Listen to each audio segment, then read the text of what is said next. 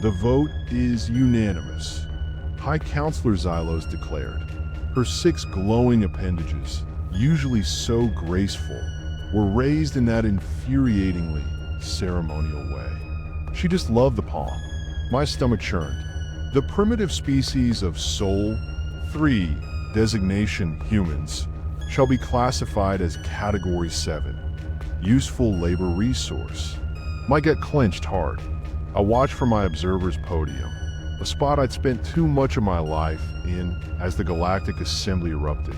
Clicks, whistles, a thunderous, mind-numbing applause. 73 species, mind you, representatives of the most advanced civilizations in the known universe, all agreeing on something. Now, that was rarer than a neutron star with pleasant weather. My name's Vance, Senior Xenoanthropologist for the Assembly's Cultural Integration Department. Yeah, a mouthful. And right then, I was the only being in that grand, echoing chamber who looked utterly horrified. My scales tingled, a cold sweat. "High Counselor," I shouted. My voice, so raw, desperate thing, was barely audible over the continued celebration. The amplification system, bless its digital heart, finally picked up my protest. "High Counselor Xylos, I request permission to address the Assembly." "A point of order, please." Xylos's primary eye stalk slowly swiveled in my direction. Her pupils, usually so serene, contracted with a palpable annoyance. Oh, she was annoyed. The esteemed Assembly has already voted, Observer Vance. The matter is quite settled. Finished. Done. But I couldn't let it go. Not this, but my latest reports. They were considered and dismissed. I practically pleaded. My life's work. She cut me off, cold as deep space. "Your peculiar fondness for this species has been noted, Observer, and it is becoming rather tiresome." Laughter rippled through the chamber. A wave of condescension. It stung. My exoskeleton flushed with embarrassment. My heart sank. "With respect, Counselor," I persisted, my voice tight, strained. My entire career, my reputation, hung on this. Categorizing humans as mere labor resources could prove catastrophically unwise. They possess qualities our standard classification protocols fail to properly account for. They're different. Xylos merely made the universal gesture of dismissal, her appendages waving carelessly. Oh, she was good at that. So dismissive, such as their primitive nuclear weapons, their laughably slow spacecraft, their utterly ridiculous territorial disputes over arbitrary planetary boundaries. Please, more laughter. It echoed. Admiral Thorne of the Taran fleet, all 3 meters of him, rose. An impressive, imposing figure. I have reviewed their military capabilities personally. Pitiful. Their most advanced weapon systems are barely past chemical age standards.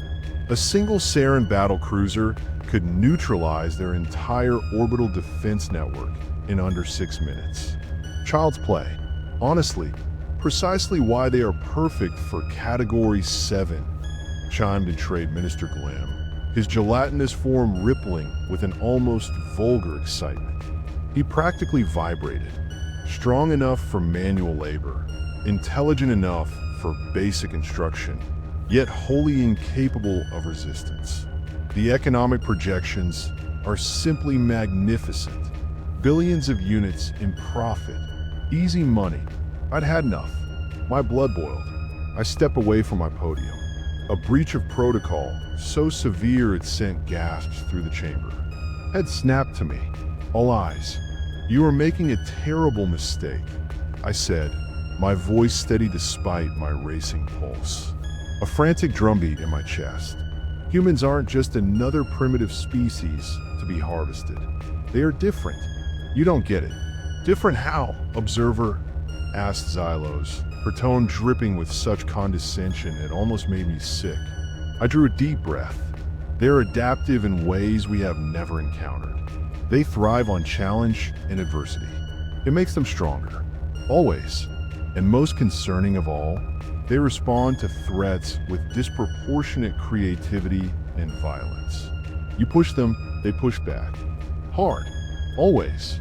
Scientists' supreme Xylos, a being composed primarily of sentient gas contained within an environment suit, floated forward. His voice, a synthesized hum, was irritatingly confident. Observer Vance exaggerates. Our psychological models predict a 93.7% probability of complete submission within one standard cycle after first contact. The remaining 6.3% represents isolated resistance, easily managed by standard pacification protocols. His models are flawless. Logic dictates. Always. My frustration peaked. It boiled. Your models are flawed. They don't account for human unpredictability. These beings went from first powered flight to landing on their moon in less than 70 years. 70? That's insane. They have survived multiple near-extinction events through sheer, stubborn determination. Enough. Xylos' voice boomed through the chamber, making the very air vibrate. The assembly has voted. Preparations for first contact and subsequent resource integration will begin immediately. Observer Vance, you are relieved of your duties and will return to your home world pending reassignment. Now, go. Get out. The finality in her voice left no room for further argument. My career, gone. Just like that. I watched helplessly as the assembly moved on to discuss implementation details. Who gets the biggest labor allocations? Which regions of Earth get harvested first? How will the inevitable resistance be crushed? Sickening, truly, as I gathered my research materials. My life's work, decades of it, Admiral Thorne approached. His massive form casting a literal shadow over me. A dark cloud. You seem genuinely concerned. Observer, he said, his mandibles clicking softly. A strange gesture for him. Almost curious. Perhaps there's something about these humans that doesn't appear in your official reports. I looked up at him, wondering. An ally? Or just another skeptic wanting a last laugh? Everything I know is in my reports, Admiral. Every single word. Everything the Assembly has chosen to ignore. Willfully, Thorne's compound eyes glinted. Well, I suppose we will find out soon enough who's right. The first contact fleet launches tomorrow. 10 battle cruisers should be sufficient for a species that hasn't even unified its own planet. Easy prey. A formality. 10 battle cruisers? I repeated flatly. My voice felt dead. Hello. That's your show of force? That's all. More than enough, he replied, puffed up with confidence. His chest swelled. Why waste resources on primitives? It's inefficient. I shook my head, a gesture he wouldn't understand. Admiral, when humans feel threatened, they don't cower. They fight back, with everything they have. And what they don't have, they will invent, borrow, or steal. They just will. You'll see. Thorne made the Taron equivalent of a laugh, a series of staccato clicks. Cold, calculating. You speak of them as if they are some kind of mythical warriors, observer. Not primitives who still burn fossil fuels. It's absurd. Rest assured, this will be the simplest conquest in the Assembly's history. An easy win, a footnote. As he walked away, his heavy footsteps echoing, I couldn't help but mutter, a whisper against the vastness of their arrogance. That's what I'm afraid of. That's exactly it. 3 standard months later. 3 months of hell. I sat in my modest dwelling on my home world, watching news broadcasts with increasing dismay. The invasion of Earth.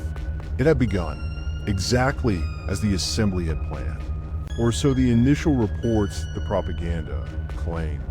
The humans have been given the standard ultimatum. Surrender and accept classification as a Category 7 species, or face annihilation. Simple, clean. The Assembly's broadcast showed scenes of human leaders appearing appropriately shocked and terrified. Good little primitives. What those broadcasts didn't show, what my private channels revealed, was what happened next. That was the kicker, the real story. My communication terminal chimed. A sharp, insistent sound. An encrypted message from an old colleague, still working at Assembly headquarters. I opened it. My hands trembled. A single video file, labeled classified, initial human response. My cooling system word. The video showed a human female, apparently a leader of one of their nation states, standing before a primitive communication device. Her face, no fear, only cold, steely determination. A chilling resolve. She delivered her response to the Assembly's ultimatum. To the so-called Galactic Assembly, she began, her voice steady, clear, each word a hammer blow. We, the United Governments of Earth, have received your demands. We have a very simple answer. No. She paused, just for a beat, a pregnant pause, then continued with remarkable, terrifying composure. Throughout our history, humanity has faced countless threats to our existence. Plagues, wars, natural disasters. Each time, we have not only survived, but emerged stronger. We will not surrender our freedom, our dignity, or our future to become slaves for alien masters. Never. You may have superior technology and weapons we cannot yet match. But if you force this conflict upon us, know this: we will not go quietly. We will not be easily conquered. And if you persist, we will dedicate every resource, every mind, and every human hand to your destruction. We offer instead a different path: peaceful contact, mutual respect, and cooperation. The choice is yours, but choose wisely. Humanity has never responded well to bullies, regardless of which planet they come from. The video ended. A stark, chilling silence followed.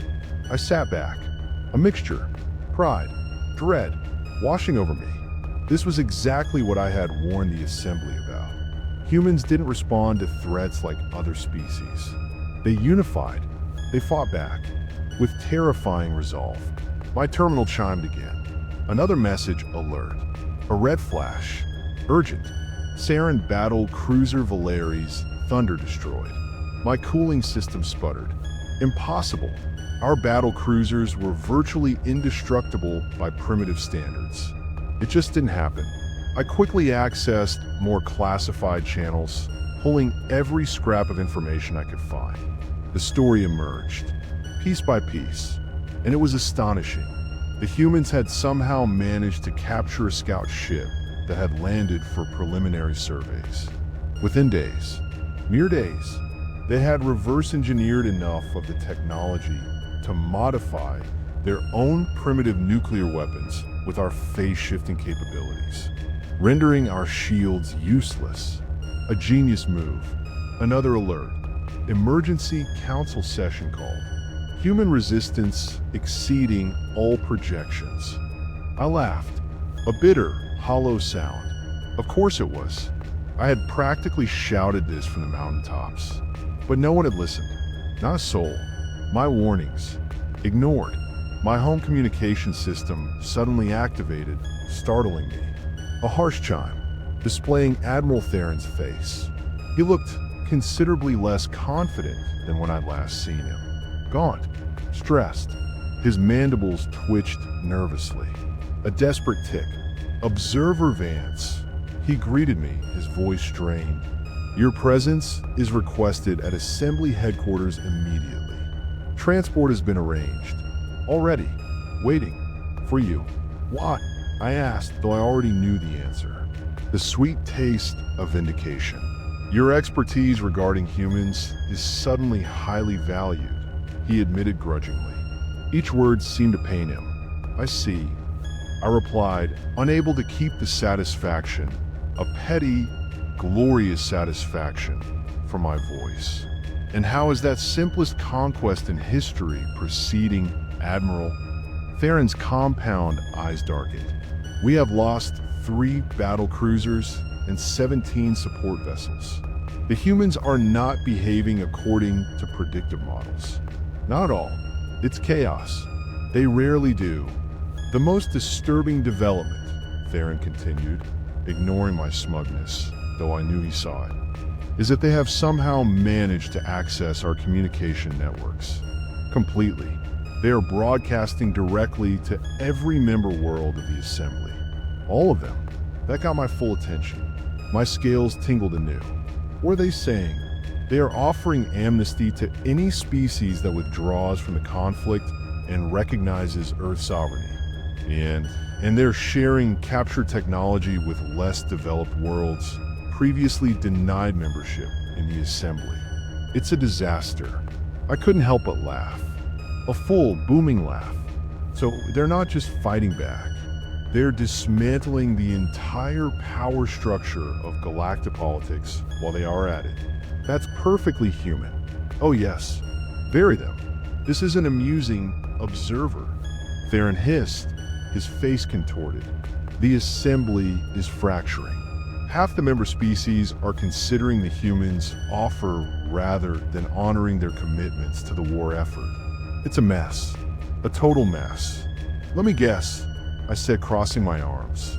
The High Council wants me to help them understand humans well enough to defeat them? Essentially, yes, Thorne admitted, a defeated slump to his massive shoulders. I stood up, gathering a few personal items. My old research notes. A lucky charm. I will come to the Assembly, but not to help them subjugate Earth.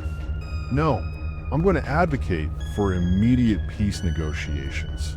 Before the humans decide that merely defeating us isn't enough. They'll want more. Much more. You can't possibly believe they'd pose a threat to the entire Assembly. Thorne spluttered. He was desperate. I looked at him with pity. Poor, deluded Admiral. Admiral, in the 3 months since first contact, humans have reverse-engineered our technology, neutralized our military advantage, and begun dividing our political alliance. What do you think they will be capable of in a year? In 10? They learn fast. Faster than us. As I prepared to leave, I picked up my original research proposal from 20 years ago. The title, in my shaky script, now seemed prophetic. Humanity, the sleeping giants of Sector 8. The Assembly had won its slaves. Instead, they'd awakened something far more dangerous. A species that didn't know how to surrender. That thrived on challenge. And that was now very, very angry. And I was about to tell them, I told you so, in the most professionally satisfying manner possible. Oh, it was gonna be sweet. When I arrived at Assembly headquarters, chaos didn't just reign, it threw a party. A wild, desperate party.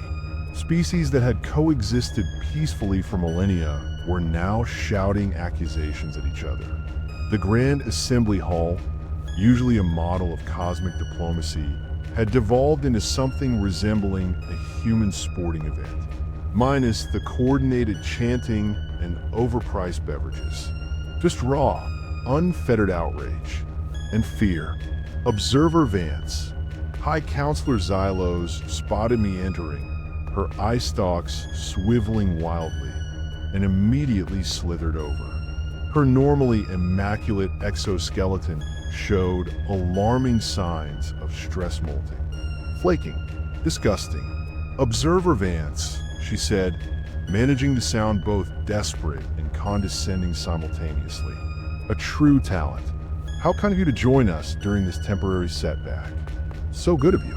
Temporary, I repeated, glancing at the main display, showing at least 20 Assembly vessels either destroyed or captured. The numbers were grim. That's an interesting interpretation of the situation, Counselor.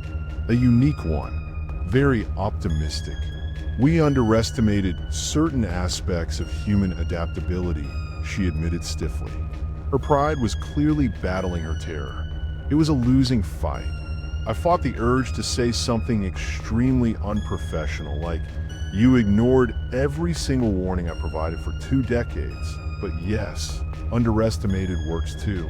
Oh, it worked just fine. For me. Before Xylos could respond, before she could find another snide remark, the main communication array activated.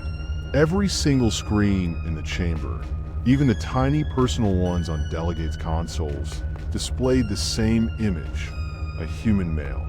He wore what appeared to be a hastily modified version of an assembly uniform, bits of our tech integrated, almost casually. But behind him stood a diverse group of humans, each wearing elements of different assembly species, clothing, and technology, somehow adapted to human physiology. They looked comfortable, too comfortable. "Greetings, assembly representatives," the human began, his voice calm, steady, echoing. A deep resonance.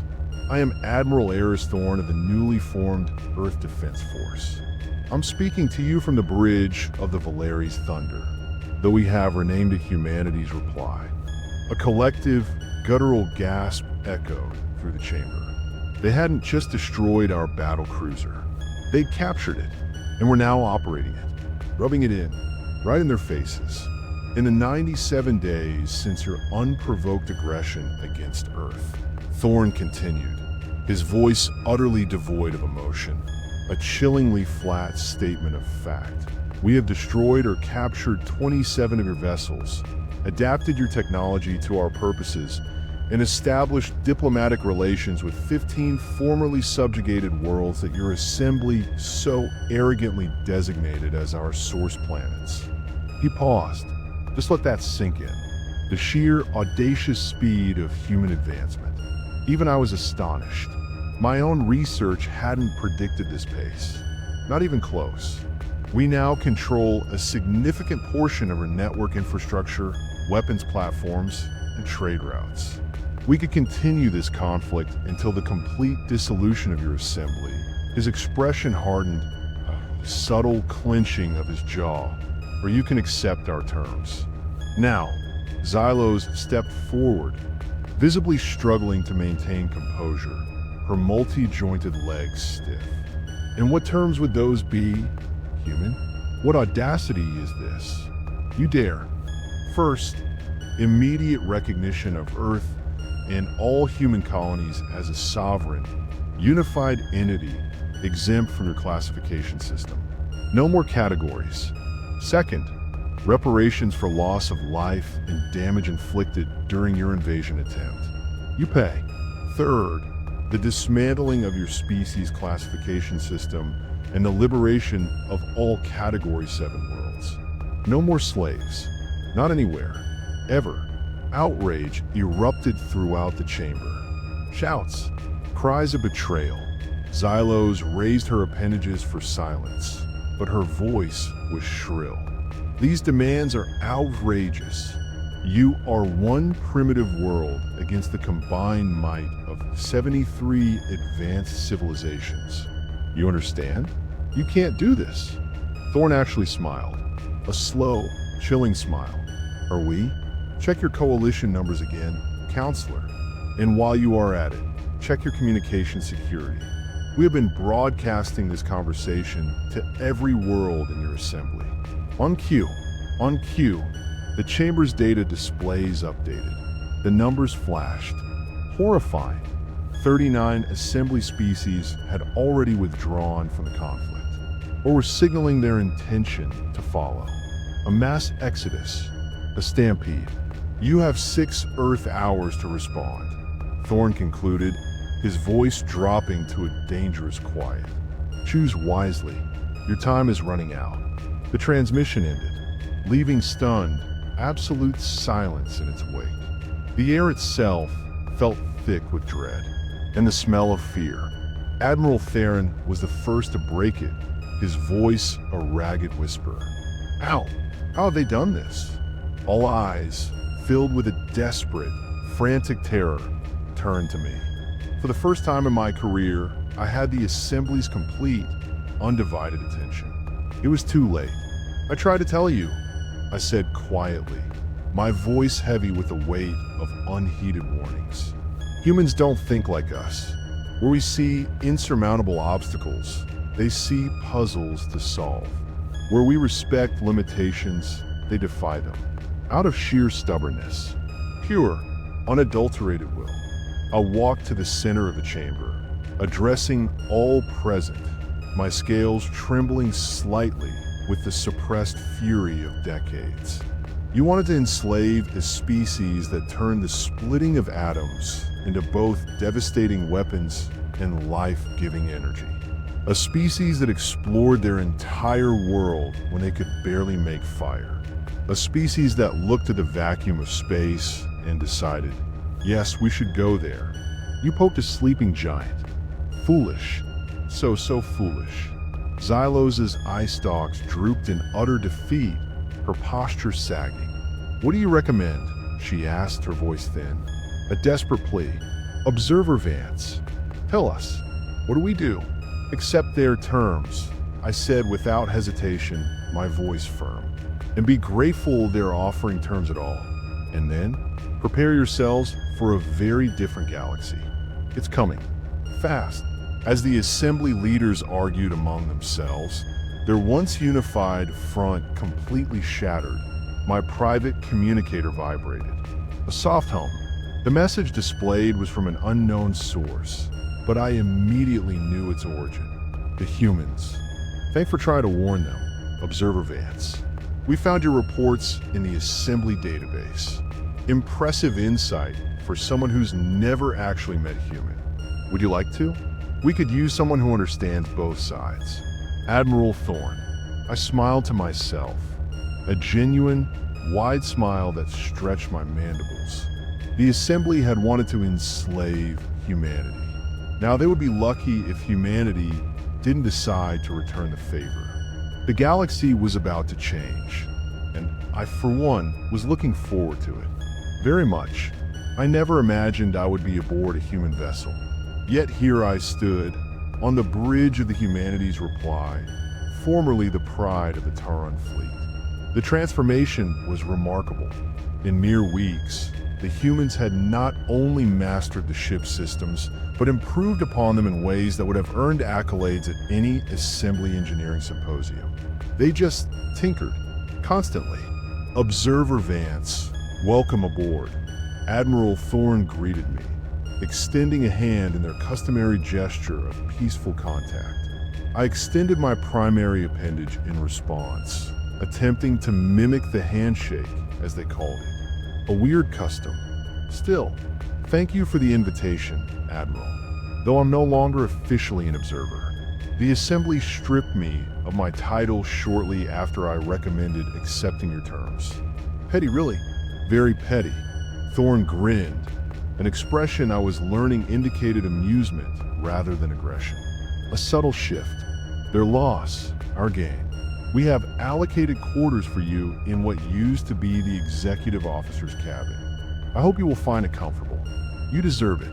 Truly, a younger human female approached, carrying what appeared to be modified assembly communication technology. Her uniform was a little rumpled. Casual, very human. Admiral, we have intercepted another distress call from the Proxian sector. 3 more assembly worlds voting to join the Earth Coalition. They sound eager, very eager. Excellent work, Lieutenant Valen, Thorne replied, a spark of satisfaction in his eyes. Add them to the briefing for tomorrow's diplomatic summit. We got a lot to talk about. I couldn't help but marvel at the speed with which humans formed alliances. In just 6 weeks since the assembly had reluctantly accepted their terms, humanity had established diplomatic relations with 47 worlds. Many were former Category 7 planets, seeking protection from assembly reprisals. But an increasing number were full assembly members, hedging their bets on the new power in the galaxy. Smart. Very, very smart. You seem impressed, Thorne observed, a knowing look. Baffled might be more accurate, I admitted. The assembly took centuries to build its coalition. Centuries. You have created a rival power block in less than 2 standard months. It's efficient, terrifyingly so. Thorne shrugged, another uniquely human gesture, a roll of the shoulders. Turns out, when you treat other species as equals instead of resources, they're pretty eager to work with you. Who knew? Not the Assembly, clearly. They missed that memo. The sarcasm wasn't lost on me. Most Assembly species evolve in environments where rigid hierarchy enhances survival. Cooperation among equals is not our natural state. It's alien, completely. Well, adaptation is humanity's natural state, Thorne replied, his gaze sweeping the bridge. Speaking of which, there's something I'd like to show you. Come on. He led me through corridors that had been reconfigured to accommodate human proportions, while still allowing access for various alien physiologies. The sheer adaptability of their design was striking. Crew members of at least 6 different species worked alongside humans, all wearing variants of the new Earth Coalition uniform. A melting pot, a true mix. We entered what had once been the battle cruiser's auxiliary command center. It had been transformed into something the humans called Mission Control, a hub of screens, holographic displays, and bustling, focused activity. Organized chaos. A beautiful mess. This is Dr. Alara Vance, head of our reverse engineering division. Thorne introduced me to a human female with dark skin and intelligent, intense eyes. She looked tired, but brilliant. Observer Vance, your xenoanthropology papers were instrumental in helping us understand assembly psychology, she said enthusiastically. Her eyes sparkled. Particularly your work on comparative cognitive frameworks across species with different evolutionary paths. Fascinating stuff. Really, you have read my academic publications? I asked, astonished. No one in the Assembly read my papers. Ever. Of course. We downloaded the entire Assembly knowledge database during the first week of the conflict. Your insights helped us formulate our diplomatic approach. Very helpful. Indeed, before I could fully process this disturbing revelation about their infiltration of our most secure systems, about how much they knew, Dr. Vance gestured toward the main display. We wanted to show you Project Phoenix, she said proudly. The screen showed what appeared to be a massive construction project in Earth's orbit. Hundreds of vessels, some human-designed, some clearly repurposed assembly ships, moved in coordinated patterns around a central framework that spanned several kilometers. A colossal undertaking. Mind-boggling. What am I looking at? I asked. My vocalizer felt dry. The first Earth Defense Fleet carrier, Thorne explained. We have combined assembly phase drive technology with our own propulsion theories to create something new. A hybrid. A beast. Dr. Vance, showing the drive test. The good part, Dr. Vance tapped several commands into her console. Her fingers flew. The display shifted to show a smaller vessel in deep space. Without warning, the ship simply vanished. Gone. Poof. Reappearing instantly at a location the display indicated was several light years away. A mere blink. That's impossible. I whispered. My voice was a croak. The theoretical limitations of phase drive technology limit jumps to a maximum of 0.7 light years without a cooling cycle. It's a fundamental constant. Physics, only if you're using conventional phase matrices, Dr. Vance explained, her excitement evident, a bright spark in her eyes. We discovered that by inverting the quantum field and introducing a modified Higgs boson cascade, we could effectively bypass the thermal restrictions. It was there all along, hidden in plain sight. You solved the Yarvik thermal paradox? Assembly scientists have been working on that problem for 900 years. My mind reeled. 9 centuries. Gone. Just like that. Thorne smiled. Dr. Vance solved it in 3 days, once we understood the basic principles. The solution was fairly obvious. Just needed a different perspective. A human one. Obvious, I repeated faintly. My brain struggled to compute. The real breakthrough came when we integrated our understanding of quantum entanglement. Dr. Vance continued, almost bubbling with energy. By linking multiple phase drives in a synchronized array, we can now transport vessels of any size across distances limited only by our targeting capabilities. It's limitless, really. The galaxy is ours. My exoskeleton must have paled visibly, a sudden rush of blood to my inner organs. Thorne placed a reassuring hand on my shoulder, surprisingly warm. We are not planning galactic conquest, Observer Vance. Not at all. We're not, though. But after what happened, after the invasion, humanity unanimously agreed. Never again will we be vulnerable. Never again. The Phoenix carrier isn't a weapon of war. It's insurance. Against extinction. A promise. A guarantee. The Assembly won't see it that way. I cautioned. My voice was a croak. They will view this as an existential threat. A challenge they cannot ignore. They'll fight. Perhaps. Thorne acknowledged, a grim line to his mouth. But that brings us to why you are here. We need someone who understands both humanity and the Assembly. Someone who can help build bridges rather than weapons. Someone to mediate, to teach. You want me as a diplomat? I asked, incredulous. My old title, so meaningless now. We want you as a teacher, Dr. Vance corrected, her eyes earnest.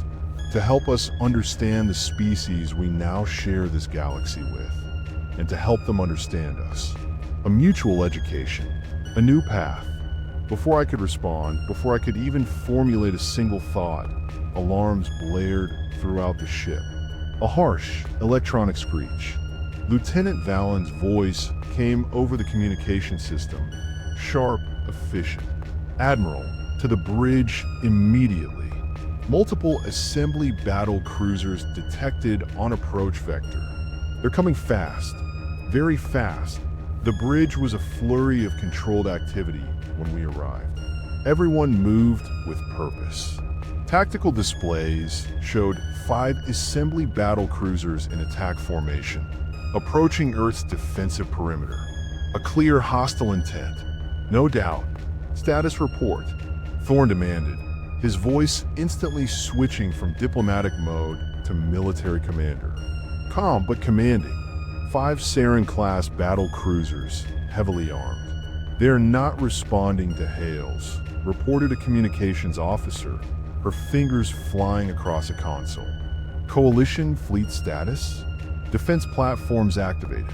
The prototype squadron is moving to intercept. ETA, 3 minutes. They'll be here soon. I stepped forward, my mandibles clenching. Admiral, those are purification fleet vessels. They are designed for planetary bombardment. They mean to glass the surface, to sterilize it. Thorne's expression darkened. A cold fury entered his eyes. They wouldn't dare. The Assembly Council wouldn't. Not after the treaty. It's too much. I agreed, but that's not an official Assembly formation. Look at their identification markers. They are running dark. No official signatures. This is a rogue action. A desperate one. By whom? Thorne's gaze was piercing. If I had to guess, Admiral Thorne. He lost significant standing when his predictions about human military capabilities proved catastrophically wrong. This would be his desperate attempt to restore honor. A last gasp. A final gamble.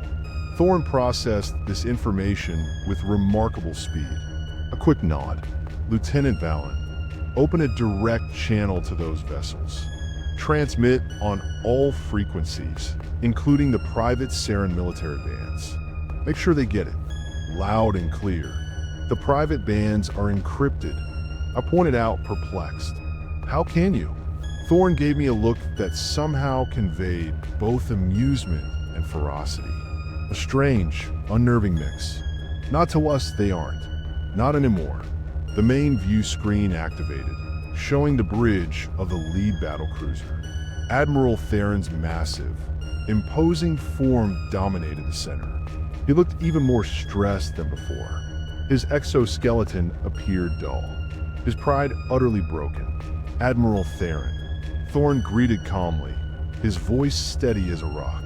You are violating the terms of the peace agreement.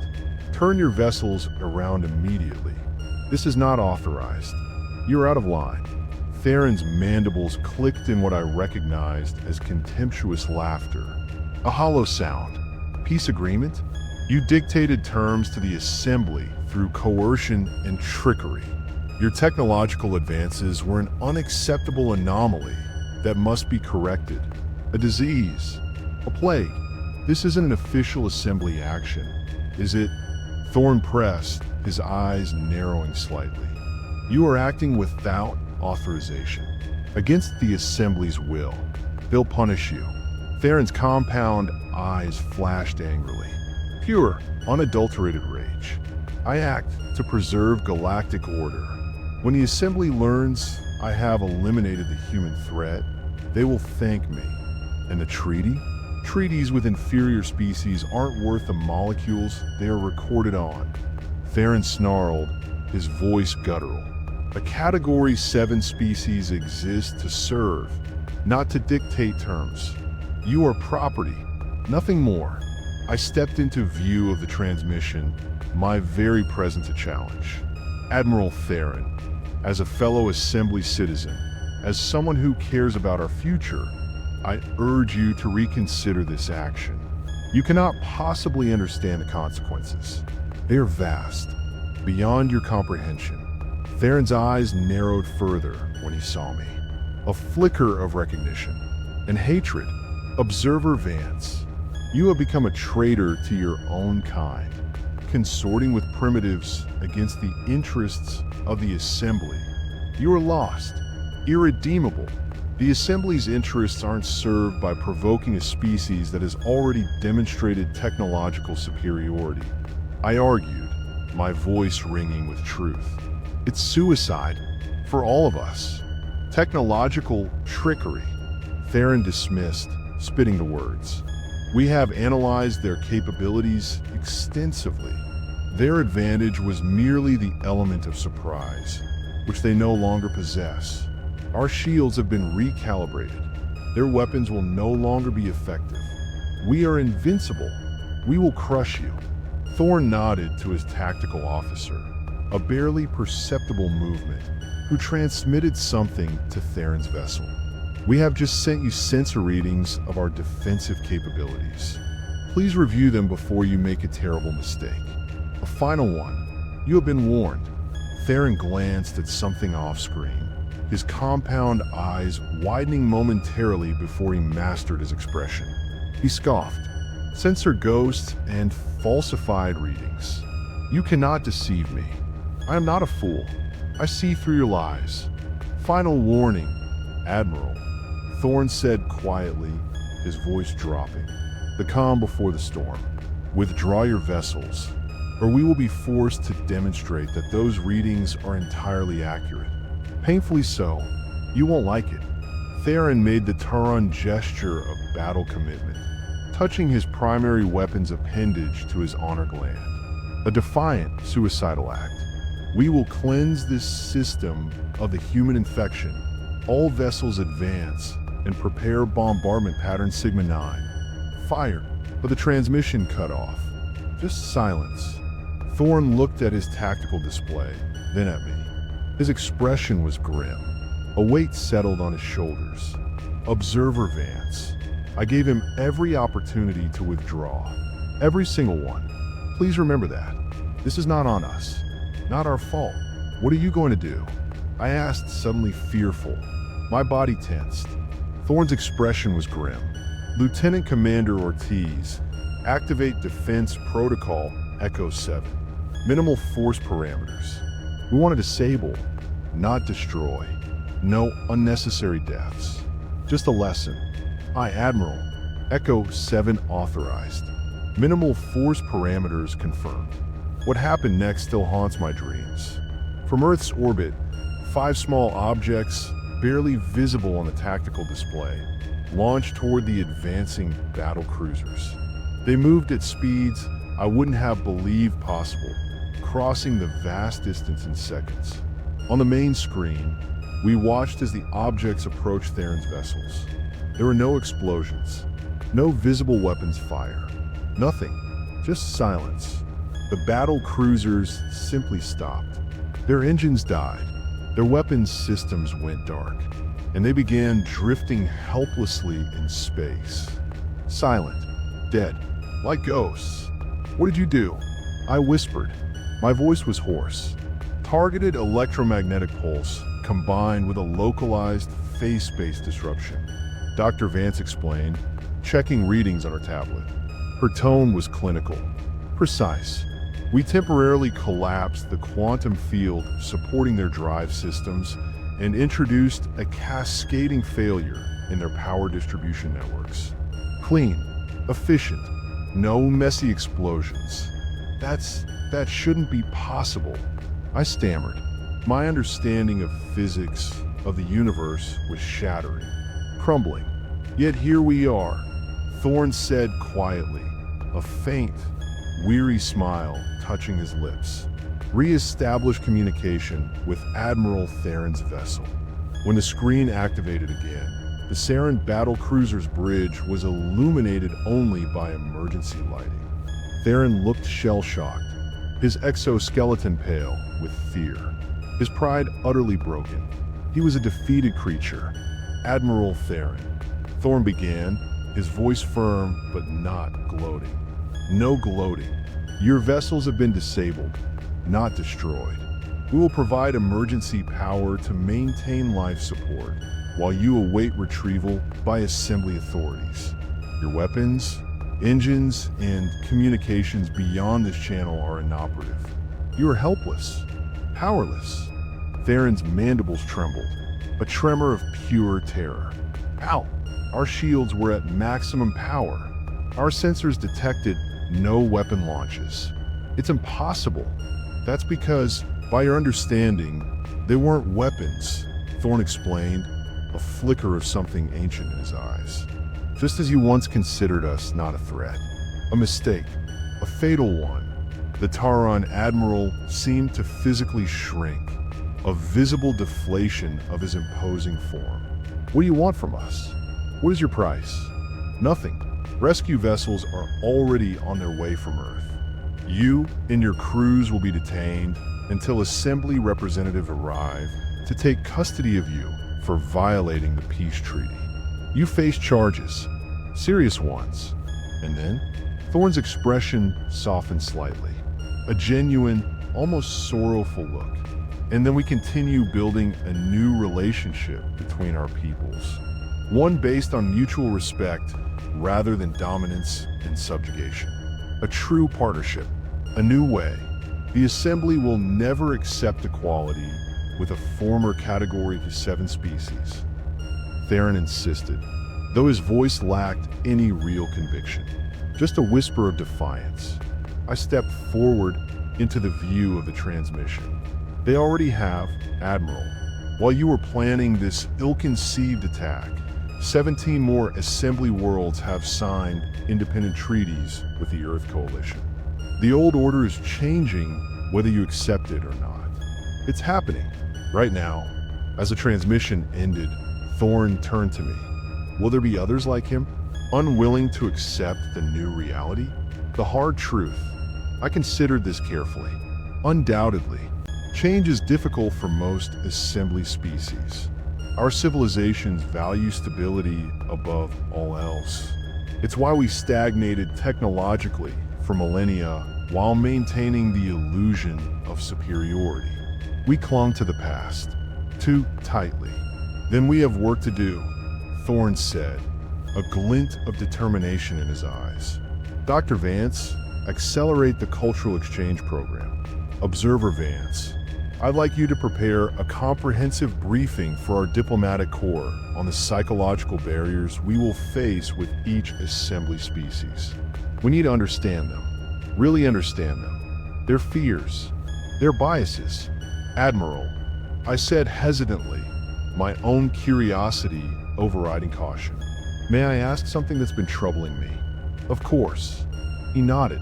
You could have destroyed those vessels easily. You could likely destroy the entire assembly fleet if you wanted to. Why show such restraint? Such mercy? Why not just end it? Thorne looked thoughtful, gazing out at the stars. Throughout human history, we have learned one consistent lesson. True power isn't about domination. It's about having choices. The ability to destroy isn't impressive. Any sufficiently advanced civilization can do that. But choosing not to destroy when you have every reason and capability to do so, that's what makes a civilization truly advanced. That's the real strength, the real power. He gestured around a bridge where humans worked alongside members of other species, a symphony of cooperation. A beautiful sight. We don't want to rule the galaxy, Observer Vance.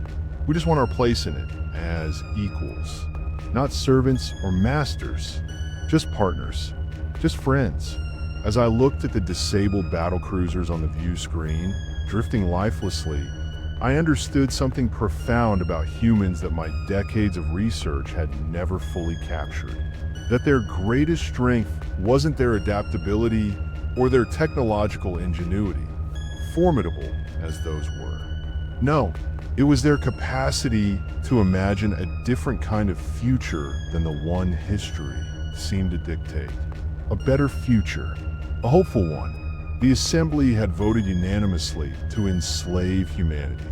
Now, those same species were pleading for mercy, for understanding, for inclusion in humanity's vision of the future. And remarkably, humans were granting it. A new beginning, a fresh start. One standard year later, I stood beside Admiral Thorne in the newly constructed Galactic Cooperation Council chambers on neutral territory, a space station orbiting a previously unclaimed world. Representatives from 112 species filled the chamber. Most former Assembly members, along with 27 species previously classified as resourceful and denied representation. A vast, diverse crowd, a true melting pot. Distinguished representatives, Thorne began, his voice resonating with authority and calm, filling the vast hall. 1 year ago, we faced each other across a battlefield. Today, we meet as partners in creating a more just galactic community. The chamber erupted in approving sounds from 100 different biological communication systems. A wave of positive energy. I watched with pride as the first resolutions of a new council were proposed. The permanent abolition of the species classification system. The establishment of technological and cultural exchange programs, and the creation of mutual defense protocols. Fundamental changes. Real changes. During a brief recess, High Counselor Xylos approached us, her once arrogant demeanor replaced by cautious, almost humble, respect. Observer Vance, she greeted me, using my old title as a courtesy, a small acknowledgement of my past warnings. Your predictions about humanity proved remarkably accurate. Disturbingly so. You were right. Thank you, Counselor, I replied, though I failed to anticipate just how quickly they would transform our understanding of galactic politics. A whirlwind, a revolution. Xylos turned to Thorne, a flicker of genuine curiosity in her eyes. Admiral, while many in the former Assembly still struggle with the rapid changes of the past year, I must acknowledge that humanity has shown unexpected wisdom in victory. True grace, a rare quality. Thorne smiled, a tired but sincere expression. Not wisdom, Counselor, just historical perspective. Humans have made enough mistakes on our own world to recognize that dominance creates only temporary stability. A house of cards. True security comes from cooperation, from working together.